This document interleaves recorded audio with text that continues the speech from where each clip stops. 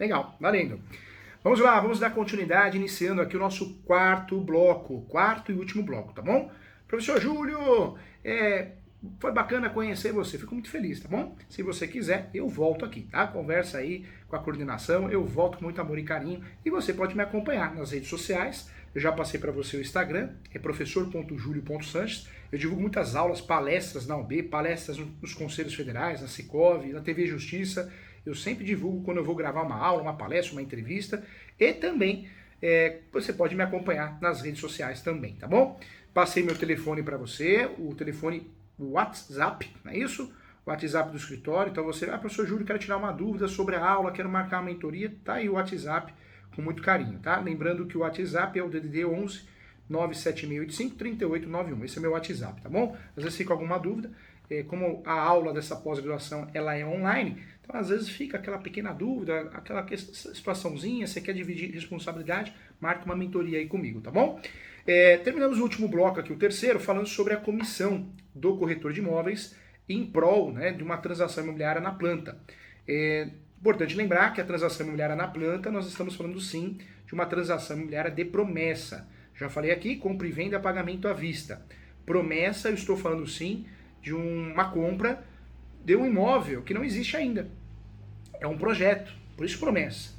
Quando eu compro um imóvel na planta de uma incorporadora, de uma construtora, eu estou comprando algo que não existe, eu estou comprando algo com base numa planta, com aquele apartamento, né, que é montado, aquela maquete, o memorial descritivo, mas eu não consigo entrar, não consigo sair, não consigo ver, não é palpável, então é promessa, tá?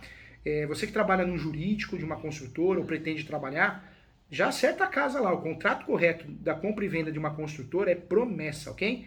Promessa, tá? Então, nós estamos falando de promessa. Quero lembrar a você que a promessa de compra e venda, muita gente acha, né, entende que o compromisso e promessa é a mesma coisa. E não é, tá, gente? Não é. Promessa, eu estou comprando uma expectativa de algo, uma fração ideal. Isso é promessa. Quando eu falo aqui, deixa eu tirar uma foto aqui, ó. Pena que não aparece os alunos aqui na plataforma, né? Eu tiraria uma foto para falar do nosso encontro. Siga lá nas redes sociais lá, tá bom? Depois manda um oi para mim, fico muito contente. Quando eu falo de promessa, eu estou fazendo, sim, um contrato onde estou comprando uma fração ideal, uma matrícula, muitas vezes nem matrícula então por isso promessa. Compromisso já existe a coisa, a propriedade, o imóvel, né, o apartamento. Então essa é a grande diferença aqui para nós no direito imobiliário, apesar do direito civil entender que é a mesma coisa, faz uma bagunça aqui. Você já sabe tudo do contrato de corretagem, você sabe até os conceitos, as classificações, então você sabe até o entendimento da advocacia, vezes o entendimento do serviço de corretagem. A advocacia ela é meio, não é uma profissão de resultado, já a corretagem é uma profissão de resultado, então é diferente. O médico também, o médico tem exceção lá do cirurgião plástico, porque o cirurgião plástico aí sim é uma obrigação de resultado, né?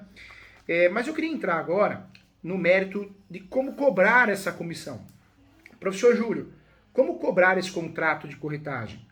Esse contrato de corretagem imobiliária? Como que eu faço? O cliente não me pagou, fui contratado para prestar um serviço. Eu, ela, meu cliente, como que eu faço? Então vamos lá. Acorda aí porque vem mais processo civil. Eu já falei para você que a aula de direito imobiliário é uma aula de raiz, é uma aula que nós temos aí sempre situações multidisciplinares.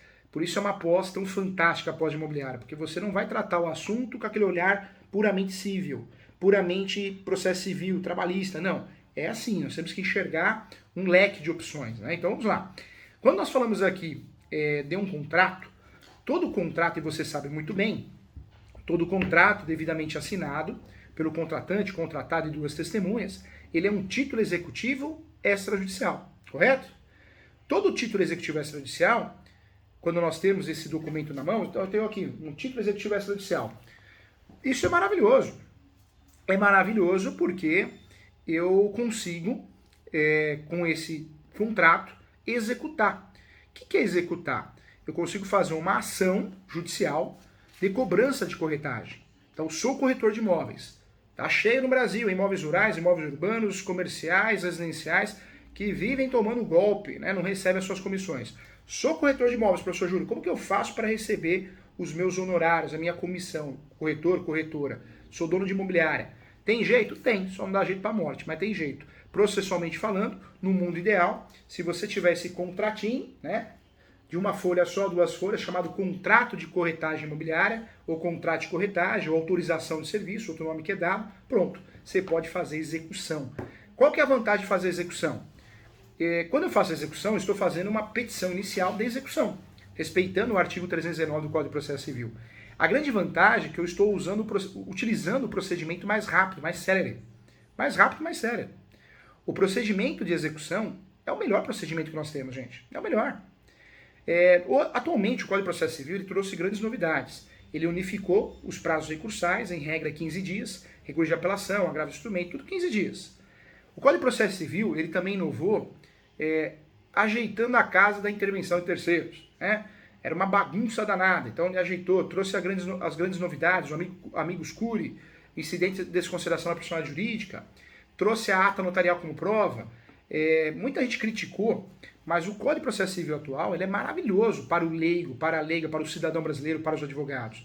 Ele enxerga muito mais o lado do advogado do que propriamente do poder judiciário. Né? O judiciário, sempre nós aprendemos na graduação, aquela pirâmide, e o judiciário ficava no topo da pirâmide. Hoje não. Não existe hierarquia, não existe mais pirâmide, juiz, autor e réu. Não existe mais isso. É a mesma hierarquia. Então, muito foi falado em relação ao Código de Processo Civil, mas para o cidadão brasileiro eu só vejo grandes avanços, grandes novidades. Entre essas novidades, o Código Antigo, nós tínhamos 4 procedimentos. Procedimento de conhecimento, procedimento chamado procedimento especial, que ainda existe, procedimento de execução e o procedimento cautelar. Atualmente, o que nós temos? O Código de Processo Civil derrubou, excluiu o procedimento cautelar autônomo, não existe mais. Era muito ruim, era mais oneroso para a parte, porque você tinha que fazer o quê? Para fazer uma medida cautelar, para fazer uma tutela antecipada antecedente, você tinha que fazer uma ação e recolher custas. Você recolhia custas 2 vezes. Agora não. Como nós temos só 3 procedimentos, nós vamos trabalhar as liminares, né, tutela antecipada, medida cautelar, de forma o quê? Autônoma? Nunca. Jamais. Agora dentro desses procedimentos. Quantos procedimentos nós temos hoje no Código de Processo Civil? São 3. Procedimento comum, que tem execução, conhecimento e execução, comum, mais demorado, mais cansativo. Primeiro procedimento, então, comum. Segundo procedimento é o procedimento de execução, inverti a ordem, não importa, fica didático. Só posso usar o procedimento de execução quando eu tenho um título executivo judicial, um título executivo extrajudicial, ou eu tenho um dos incisos do 515 ou do 784, eu tenho que ter, para poder usufruir do procedimento mais rápido. Qual que é o procedimento mais rápido? Execução. Qual que é o melhor procedimento? Execução. Qual que é o procedimento que o juiz já pode bloquear a conta, penhorar um carro com muita rapidez? Execução. O procedimento de execução, não temos no procedimento de execução, aqui ó, 2 fases, né?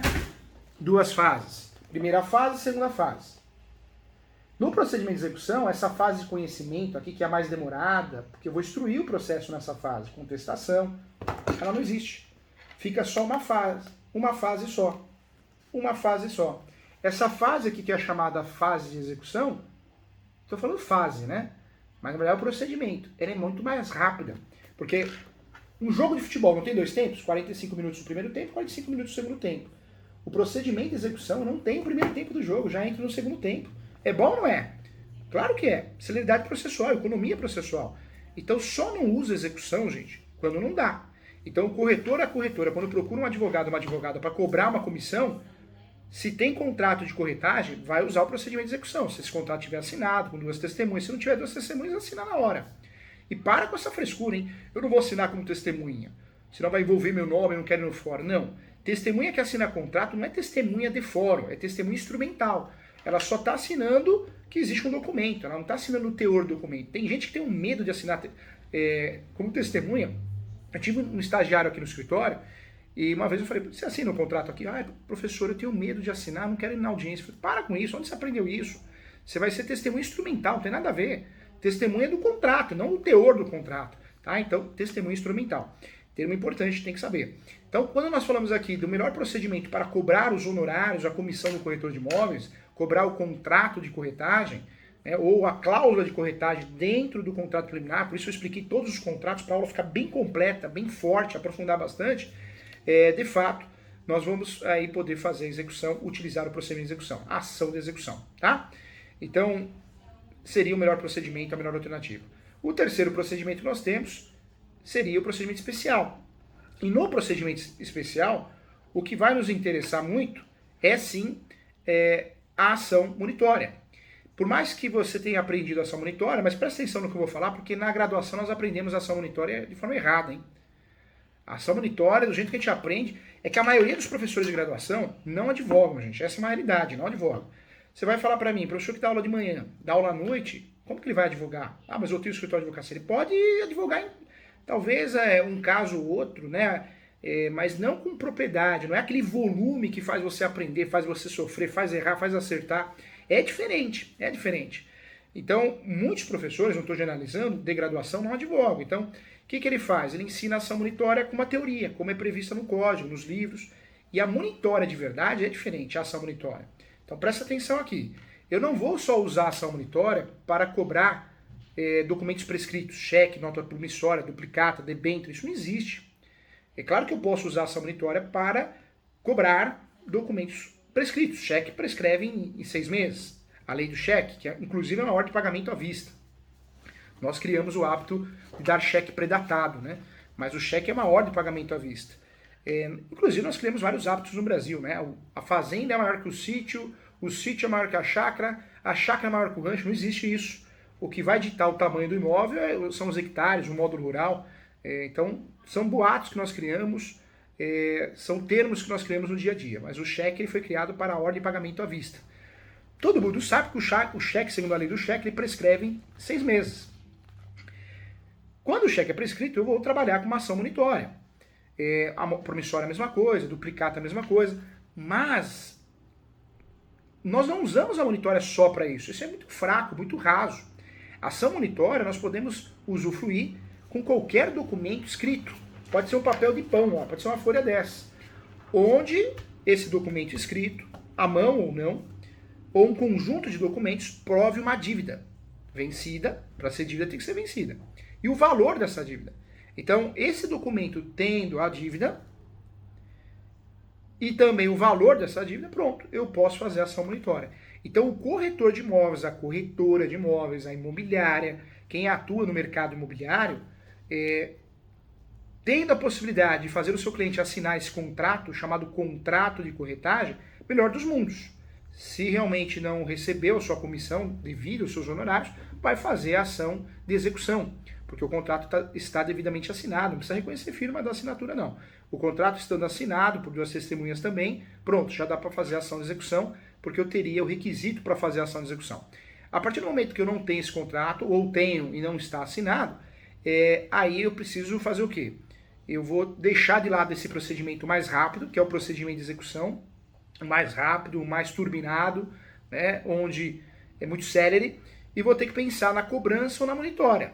A cobrança eu já falei, a cobrança eu sempre vou tentar fazer execução, se não for possível eu vou tentar fazer monitória, se for possível eu faço a cobrança. Porque o procedimento de cobrança, a ação de cobrança de corretagem, de honorários de corretagem imobiliária, é uma ação que eu vou utilizar o procedimento.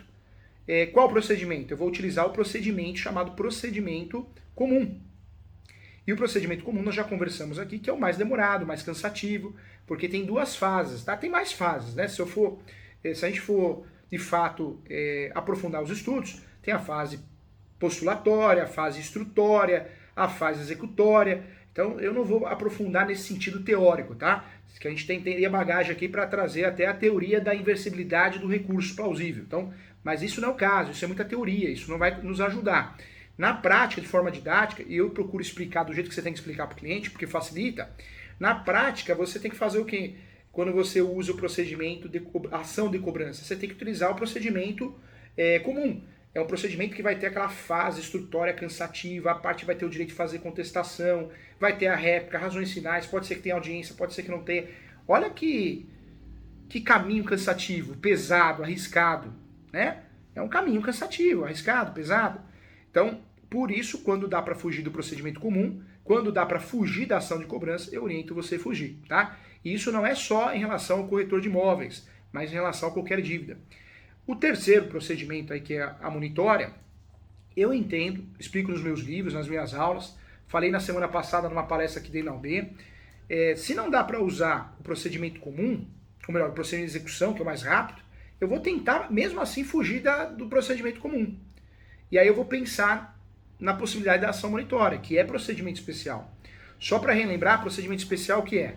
São ações previstas no Código de Processo Civil, são ações previstas no Código de Processo Civil, são ações tipificadas por lei ou por artigos. No Código de Processo Civil elas são tipificadas lá, mas existem várias ações de procedimento especial que eu consigo sim usufruir e elas possuem leis esparsas. Se você for ver no direito imobiliário, outras ações de procedimento especial, eu posso trazer as ações locatícias, a chamada ação de despejo, revisional de aluguel, a chamada ação renovatória, a ação de consignação de pagamento de aluguel e inclusive as ações não tipificadas, doutrinárias e jurisprudenciais, que são a ação de indenização de fundo de comércio e também a ação de reparatória de luvas, né? Então são duas ações doutrinárias e jurisprudenciais que você também tem que saber numa pós-graduação de alto nível, hein?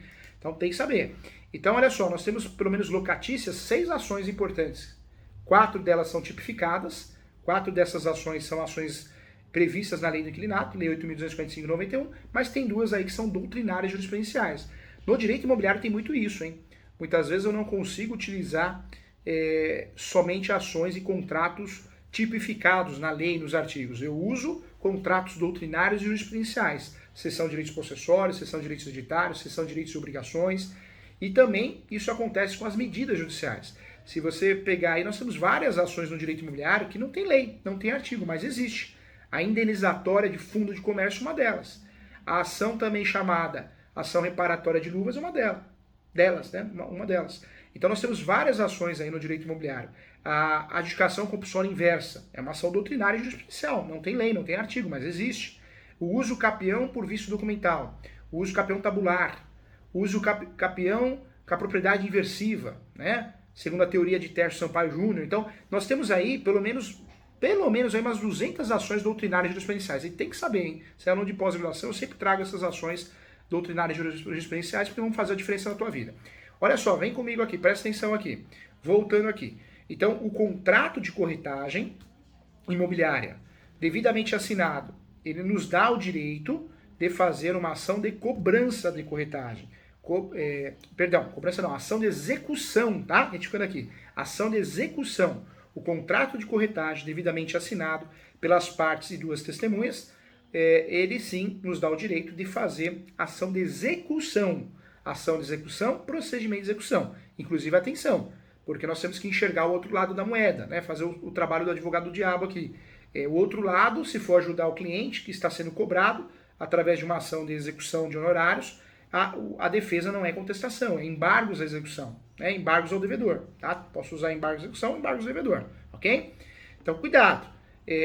Quando não dá, a situação não me permite usar a ação de execução e o procedimento de execução por ser mais rápido, mais célere, eu vou partir, então, para outros meios. Se tem 3 procedimentos, eu já não posso usar, se caiu por terra o procedimento de execução, a ação de execução, eu vou partir para as outras 2 oportunidades. A segunda é verificar a possibilidade de uma ação monitória, procedimento especial, lembrando que a ação monitória é muito prevista com facilidade no Código de Processo Civil, eu consigo com a ação monitória cobrar essa dívida. Procedimento especial, que equipara-se muito à execução. Por quê? Porque na ação monitória eu vou desenvolver a petição inicial, eu vou usar o WhatsApp do corretor com os seus clientes, e-mails, conversas, fotos, imagens, outros documentos. Posso fazer ou não uma ata notarial para tentar deixar a prova mais robusta, não existe a necessidade, a obrigatoriedade, e aí sim, a partir disso, eu posso também fazer uma ação monitória. A ação monitória é interessante porque eu faço a inicial, tenho que respeitar o artigo 319, com base nessas provas, conjunto de provas que evidenciam uma dívida e o valor dessa dívida, e aí eu consigo cobrar com base nessa monitória. O judiciário recebendo essa ação, ele vai analisar e vai falar, opa, eu reconheço como um mandado judicial monitório. Aí essa ação se transforma na execução. Então ela acaba sendo a ação monitória um caminho muito bacana, muito inteligente, muito estratégico. O direito imobiliário hoje ele é estratégico para que o corretor, a corretora de imóveis, possa receber a sua comissão de forma rápida, célere também. Se eu não consigo, esse conjunto probatório é muito ruim, fraco, não tem WhatsApp, não tem e-mail, poxa, aí também, né? Você não ajudou, né? O cliente não ajudou. Mas acontece. Aí eu vou ter que partir para a ação de cobrança. Ação de cobrança, procedimento comum. Eu vou ter que usar o quê? Se eu não tenho WhatsApp, se eu não tenho mensagens trocadas, e-mails, eu vou ter que trabalhar com testemunhas. Eu vou ter que, na ação de cobrança, trabalhar com um pedido do agendamento da audiência de instrução e julgamento para apresentação das provas orais. Então eu vou ter que corretor, ir lá na audiência falar, olho no olho do juiz, e vou ter que levar testemunha, se é que eu tenha ação de cobrança. Procedimento mais cansativo, mais demorado, mas pode ser eficaz também, né? Não vamos desprezar. Então, os honorários do corretor de imóveis, os honorários da imobiliária, podem ser cobrados. Como que eu vou cobrar essa dívida? Tem 3 caminhos. Execução, ação de execução, procedimento de execução, quando existe contrato devidamente assinado, contrato de corretagem. Segundo caminho, eu tenho o caminho aí da ação monitória, conjunto probatório de uma dívida existente. Terceiro caminho, lembrando que o segundo caminho é procedimento especial, e o terceiro caminho, o caminho da ação de cobrança, que é o procedimento comum. Então existem 3 formas de cobrar, de fazer o corretor de imóveis receber o seu direito, os seus honorários. Sou corretor de imóveis, professor Júlio, como que eu faço? Corretora para receber meus honorários. Tá aí o caminho. Pelo menos eu te passei o caminho para você, como corretor, advogada, ajudar o seu cliente, tá? Então, caminhos importantes aqui. Quero voltar em alguns pontos aqui, então. Então, nós tratamos aqui. Olha que legal. Tá vendo? Isso eu cobro muito dos meus professores na coordenação. Nós temos que tratar o assunto, mas não de forma fechada, cansativa, não. Didática, alegre, com base na prática. Olha o aproveitamento dessas aulas. Pena que a nossa carga horária é minúscula, né? Mas olha só o aproveitamento da nossa aula. Conseguimos trabalhar muito bem com a parte processual, a parte material, a parte da classificação do contrato, a parte conceitual, jurisprudência do Superior Tribunal de Justiça, jurisprudência do Supremo. Então, conseguimos trabalhar com os procedimentos do Código de Processo Civil. Então, é assim que tem que ser, tá? Porque eu tenho sim o carinho, o respeito a você, para que você tenha um entendimento amplo. Essa é a intenção, tá bom? Estamos finalizando mais um bloco aqui da pós-graduação, o último bloco. Eu agradeço a você. Professor Júlio, tenho dúvidas, quero entrar em contato.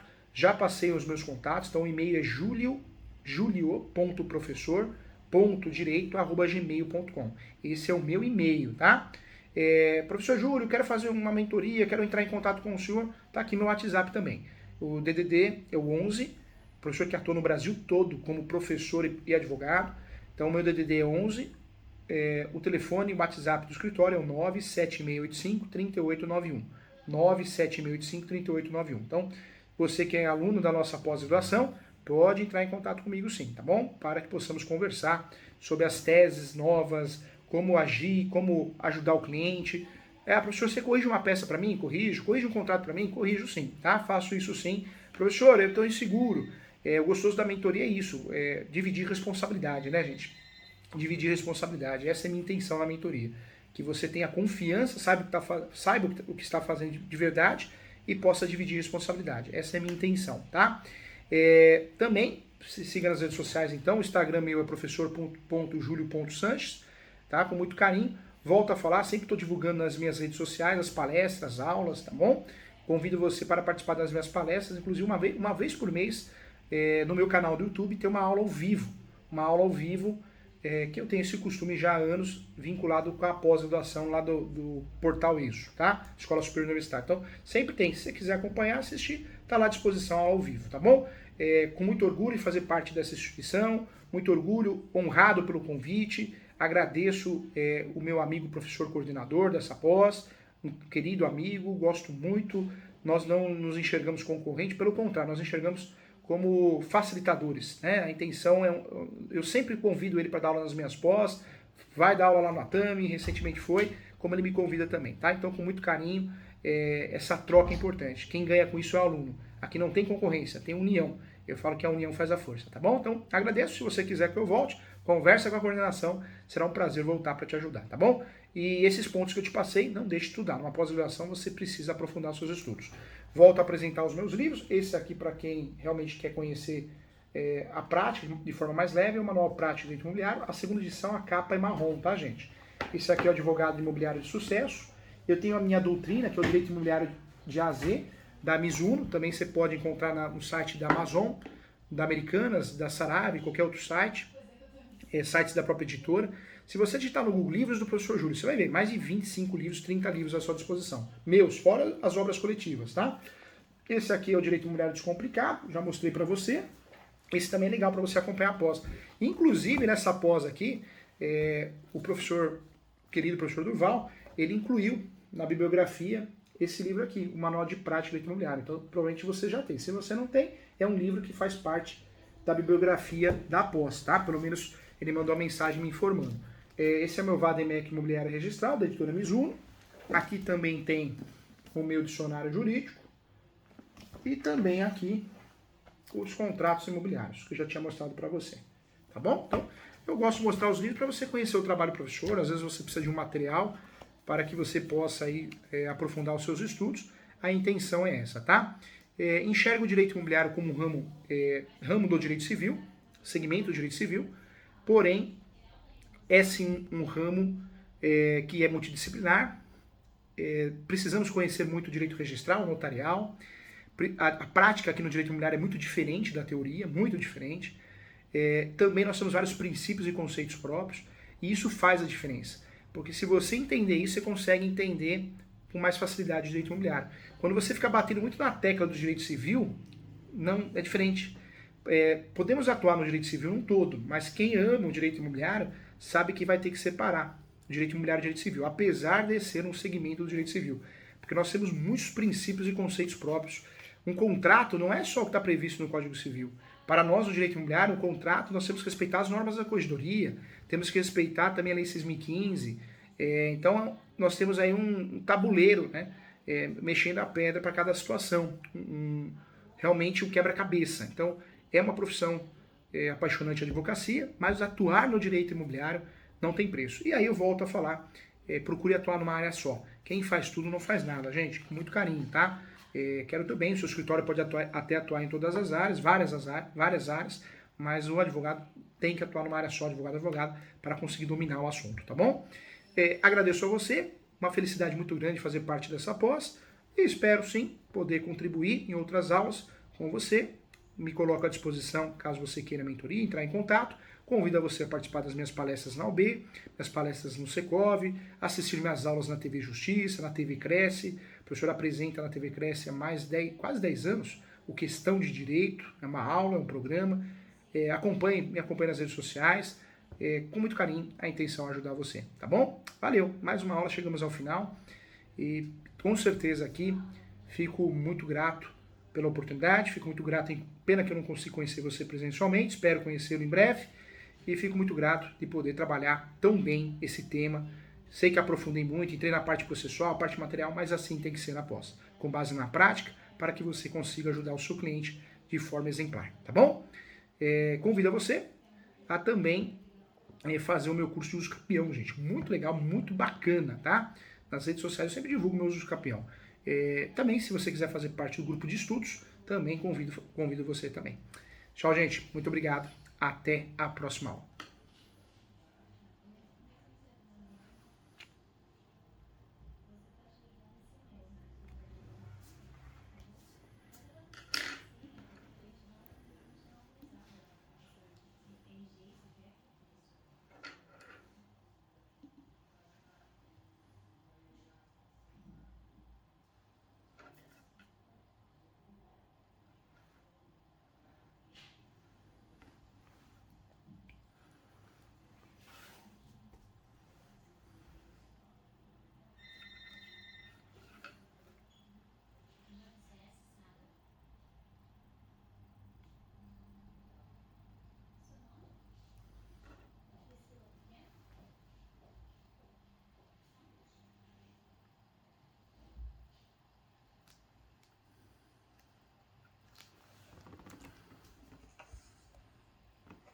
Legal, valeu.